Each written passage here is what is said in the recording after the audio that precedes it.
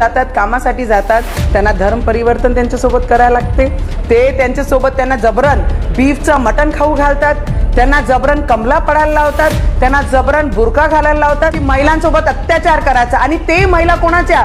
बुरकेवाले नाही, आमची पोरी.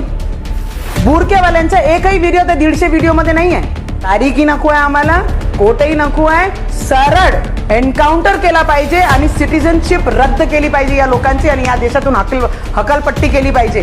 टेररिस्ट पाहत यांचेच नावं, आमच्या मुलींसोबत लव्ह जिहाद करणं म्हणजे यांचेच नावं, आमच्या मुलींचे व्हिडिओ बनवून सोशल मीडियावर टाकणं म्हणजे यांचेच नावं. सगळे प्रकरण हेच करतात.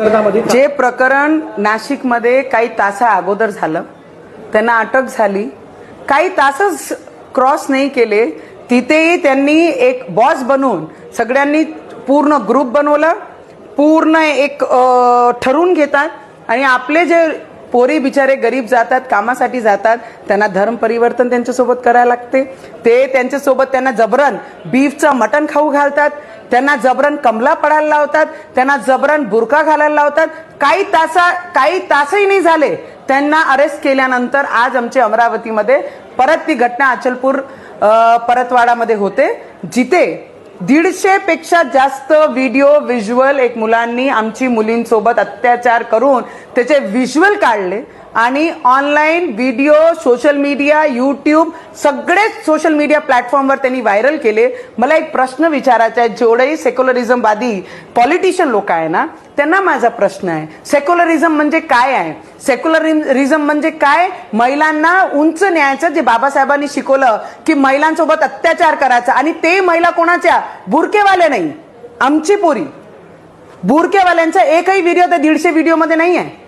एकही महिला त्यांची नाही आहे. महिला कोणाची आहे? आमच्या. लव्ह जिहाद हे करतात, हे त्यांना जबरन कमला वाचायला लावतात, हेच त्यांना नमाज करायला लावतात, हेच त्यांना बुरका घालायला लावते. आमचे मुली आहे त्यांना, त्यांचे मुली एकही त्याच्यामध्ये दिसणार नाही. सगळ्यात दुर्दैवी गोष्ट आहे आमचे या देशामध्ये की ऑपोजिशन पार्टीला हे वाटत नाही की हे मुली त्यांचे जरी असल्या तर हे आमचे रक्तातले आहे. फक्त नावापुरती आपण जे काम करत आहे, आपली राजनीती पोळ्या शेकण्यासाठी कोणते मुलींचे भविष्यासोबत तुम्ही राजकीय लोक खेळले नाही पाहिजे. आज त्या अचलपूर मतदारसंघामध्ये त्यांचं घर पाडत आहे. मी इथं सरळ विनंती करीन पोलीसवाल्यांना, तारीखी नको आहे आम्हाला, कोर्टही नको आहे. सरळ एन्काउंटर केला पाहिजे आणि सिटिझनशिप रद्द केली पाहिजे या लोकांची, आणि या देशातून हकालपट्टी केली पाहिजे. जोपर्यंत असा निर्णय होत नाही तिथपर्यंत यांची हिंमत तुटणार नाही. टेररिस्ट पाहत यांचेच नावं, आमच्या मुलींसोबत लव्ह जिहाद करणं म्हणजे यांचेच नावं, आमच्या मुलींचे व्हिडिओ बनवून सोशल मीडियावर टाकणं म्हणजे यांचेच नावं. सगळे प्रकरण हेच करतात. आज या ऑपोजिशनला विचारा की महिला रिझर्वेशन बिल जे पूर्ण पार्लमेंटमध्ये येत आहे, त्याच्यासाठी ऑपोजिशनला आम्हाला विनंती करावी लागून राहिली आहे की महिलांना पुढे आणण्यासाठी बाबासाहेबांनी जे शिकवलं त्याला सपोर्ट करा, महिलांना पुढे आणा, त्यांची हिंमत सोबत उभे राहा. तर ऑपोजिशन सोबत आणि जेही लोक आता आयजी कडे गेले आहे त्यांनाही माझं एवढंच म्हणणं आहे की तुम्ही जे राजकारण करत आहे ना, की यांचा पाळला तर त्यांचा पाडा, पहिले तुम्ही हे पहा की कोणते मुली सोबत अत्याचार झाले, सगळ्यांचे पाडा.